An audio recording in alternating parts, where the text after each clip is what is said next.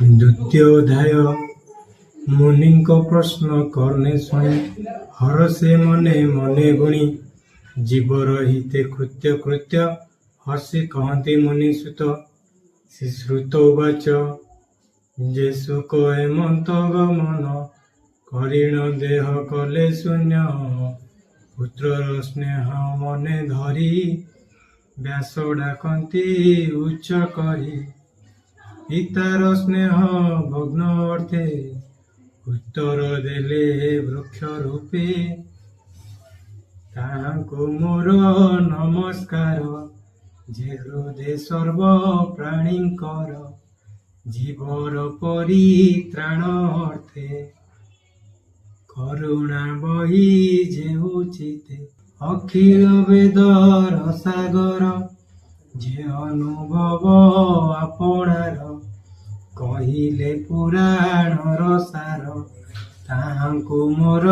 ନମସ୍କାର। ଭାରତୀ ନର ନାରାୟଣ ଯେ ସତ୍ୟବତୀର ନନ୍ଦନ ଯେ ନରୋତ୍ତମ ଏ ସଂସାରେ ନମଇ ତାହାଙ୍କ ପୟରେ ଶୁଣ ସକଳ ମୁନିଜନ ସାଧୁ ଏ ତୁମ୍ଭର ବଚନ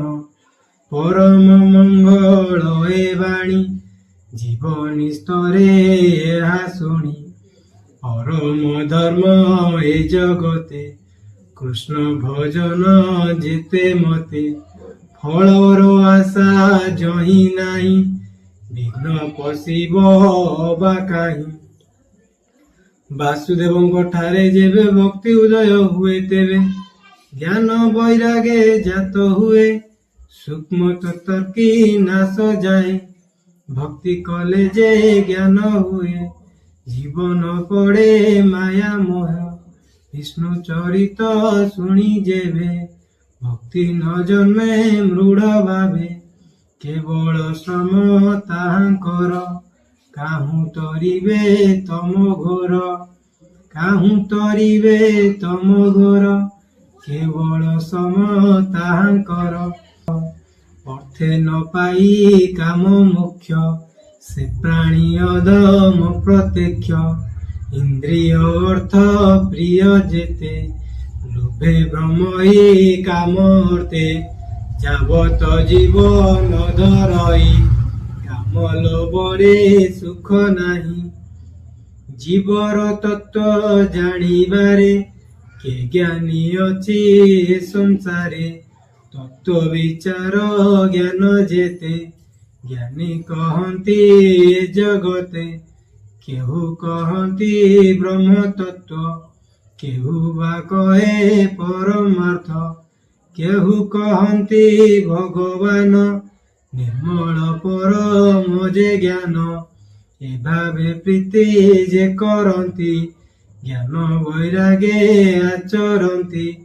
କରନ୍ତି କୃଷ୍ଣ ଠାରେ ଭକ୍ତି ଆତ୍ମାରେ ଆତ୍ମାକୁ ଦେଖନ୍ତି ହରି ଶ୍ରବଣୁ ଭକ୍ତି ଜାତ ଅଜ୍ଞାନୀ ନ ଜାଣ ଜଗତ ଏଣୁ ଅଖିଳ ଏ ଜଗତେ ଅଛନ୍ତି ବର୍ଣ୍ଣାଶ୍ରମେ ଯେତେ ସ୍ୱଭାବେ ଧର୍ମ ଆଚରଣେ ଭକ୍ତି ଉପଜେ ନାରାୟଣେ ଯେବେ ସନ୍ତୋଷ କୃଷ୍ଣ ହୋଇ ପ୍ରାଣୀଙ୍କୁ ଚତୁର୍ବର୍ଗ ଦେଇ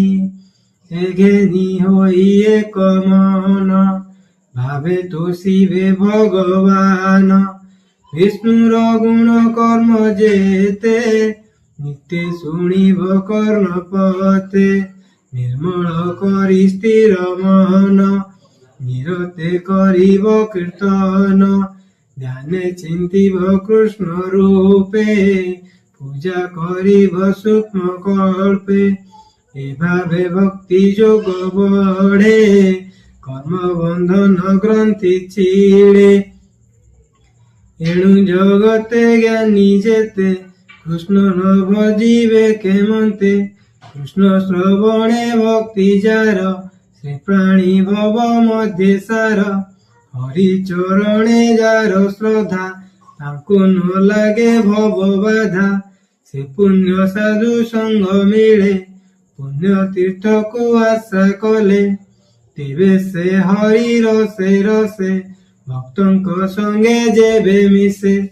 କୃଷ୍ଣର କଥା ଯେ ଶୁଣନ୍ତି, ବଦେନେ ମହିମା ମହନ୍ତି, ତାହାଙ୍କ ହୃଦେ ହରି ବସେ,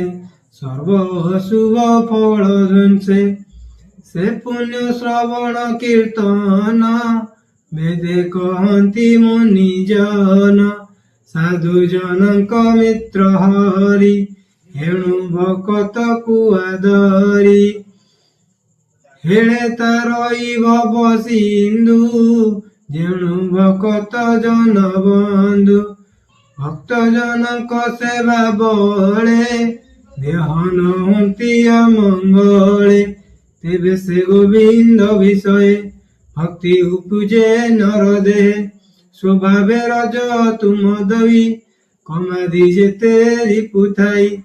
ଚିତ୍ତୁ ବାହାରେ ହୋଇଯାନ୍ତି, ସ୍ୱାତକ ଗୁଣ ଆବରନ୍ତି, ଏତେ ପ୍ରକାରେ ଯେବେ ମନ, ନିର୍ମଳ ହୋଇବ ପ୍ରସନ୍ନ, ତେବେ ସେ ଭକ୍ତି ଯୋଗ ବଳେ, ଶ୍ରୀକୃଷ୍ଣ ଭକ୍ତ ସଙ୍ଗ ମିଳେ, ନିର୍ମଳ ଜ୍ଞାନ ପ୍ରକାଶ ହୋଇ, ଜନ୍ମ ମରଣ ଆଦି କାହିଁ, ଅଶେଷ କର୍ମ ଗ୍ରନ୍ଥି ବନ୍ଧ, ଏଣୁ ଚିଡ଼ଇ ସର୍ବଦ୍ୱନ୍ଦ, ସର୍ବ ସଂଶୟ ତୁଲେ କର୍ମ, ଛାଡ଼ଇ ବିଷ୍ଣୁ ମାୟା ଭ୍ରମ, ଆତ୍ମାରେ ଆତ୍ମା ସେ ଦେଖନ୍ତି, ଜନ୍ମ ମରଣେ ନାହିଁ ଭ୍ରାନ୍ତି, ଏଣୁ ପଣ୍ଡିତ ଜନ ଯେତେ, ଆନନ୍ଦେ ଭକ୍ତି ଯୋଗ ମତେ, ହରି ବିଷये ଦୃଢ଼ ଚିତ, ନିତ୍ୟ ଭଜନ୍ତି ଆତ୍ମମତେ, ବିଷ୍ଣୁର ମାୟାରୁ ସମ୍ଭୂତ, ଆଦି ପ୍ରକୃତି ଜନମତ, ସେ ସତ୍ୱ ରଜ ତମ ଗୁଣ, ସୃଷ୍ଟି ପାଳନ ସଂହାରଣ, ଅନାଦି ପରମ ପୁରୁଷ, ଏ ତିନି ଗୁଣେ ଯେ ପ୍ରବେଶ, ସୃଷ୍ଟି ହୃଦয়ে ବ୍ରହ୍ମା ହୋଇ, ପାଳନେ ବିଷ୍ଣୁ ସେ ବୋଲାଇ, ସଂହାର କାଳେ ରୁଦ୍ର ରୂପେ, ସୁଖେ ବିହରେ ମୋର କଳ୍ପେ, ସେ ଶୁଦ୍ଧ ସତ୍ୟ ବିଷ୍ଣୁ ଦେହେ, ଜନ୍ତଙ୍କୁ ଶ୍ରେୟ ଗୁଣ ବହେ, କାଷ୍ଠା ସଂଯୋଗେ ଧୂମ ଜାତ, ଧୂମରୁ ଅନଳ ସମ୍ଭୂତ, ତୃତୀୟ ଭାଗ ଏ ପ୍ରମାଣ, ତାମସ ରଜ ସତ୍ୱ ଗୁଣ, ଏ ଭାବେ ବ୍ରହ୍ମା ପରିମାଣି, ଭବସାଗର ଉତ୍ତରେ ପ୍ରାଣୀ, ନିର୍ମଳ ଚେତା ମୁନି ଯେତେ ଯେ ଉତ୍ପତ୍ତି ଏ ଜଗତେ, ସ୍ୱଭାବେ ଘୋର ଭୟଙ୍କର, ହେଳେ ନ ବଜେ ମନେ ଯାର, ଅହିଂସା ଶାନ୍ତି ଗୁଣେ ଥାନ୍ତି, ହରି ଚରଣ ନିତେ ଚିନ୍ତି, ଧନ ସମ୍ପଦେ ଯାର ଇଚ୍ଛା, ସେ କରେ ଭୂତ ପ୍ରେତ ଦୀକ୍ଷା, ସଂସାରେ ବେଦ କର୍ମ ଯେତେ, ତପ ସାଧନେ କ୍ରିୟା ମତେ, ପରମ ତତ୍ତ୍ୱ ଜ୍ଞାନ ଆଦି, କଠୋର ଯେତେ କର୍ମ ସାଧି, ଏ ସର୍ବଗତି ନାରାୟଣ, ଏବେ ଓ ମୁନି ଗଣେ ଶୁଣ, ଏମନ୍ତେ ସୂକ୍ଷ୍ମ ରୂପେ ଧରେ, ମାୟାରେ ସଂସାରେ ବିହରେ, ସ୍ୱଭାବେ ନିର୍ଗୁଣ ମୁରାରି, କେଳଇ ତ୍ରିଗୁଣ ଆବରି, ସକଳ ଜୀବନ ମଧ୍ୟେ ଥାଇ, ଅଜ୍ଞାନ ଜୀବନ ଜାଣଇ, ଅଶେଷ ମହିମା ଯେ ଧରେ, କିବା ଉପମା ଦେବତାରେ, ସକଳ ଭୂତେ ହରି ବସେ, କ୍ଷେତ୍ରଜ୍ଞ ରୂପ ପରକାଶେ, ଅଗ୍ନି ଯେ ସନେ କାଷ୍ଠେ ଥାଇ, ସେ ରୂପେ ବିଶ୍ୱ ଆତ୍ମା ସେଇ, ସ୍ୱତନ୍ତ୍ର ତାଙ୍କ ଦେହ ଥାଇ, ବିଷୟ ଭୋଗକୁ କରଇ, ବିଷୟ ଭୋଗକୁ କରଇ, ସ୍ୱତନ୍ତ୍ର ତାଙ୍କ ଦେହ ଥାଇ, ଦେବତଜକ ନର ଆଦି, ସେ ଲୀଳାବତୀର ପ୍ରସିଦ୍ଧି, ତହିଁରେ ଅନୁରକ୍ତ ହୋଇ, ପାଳଇ ସତ୍ୱ ଗୁଣ ବହି, ସେ ହରି ଚରଣ ପଙ୍କଜ, ସୁଜନ ଜନ ମାନେ ଭଜ, କହଇ ଜଗନ୍ନାଥ ଦାସ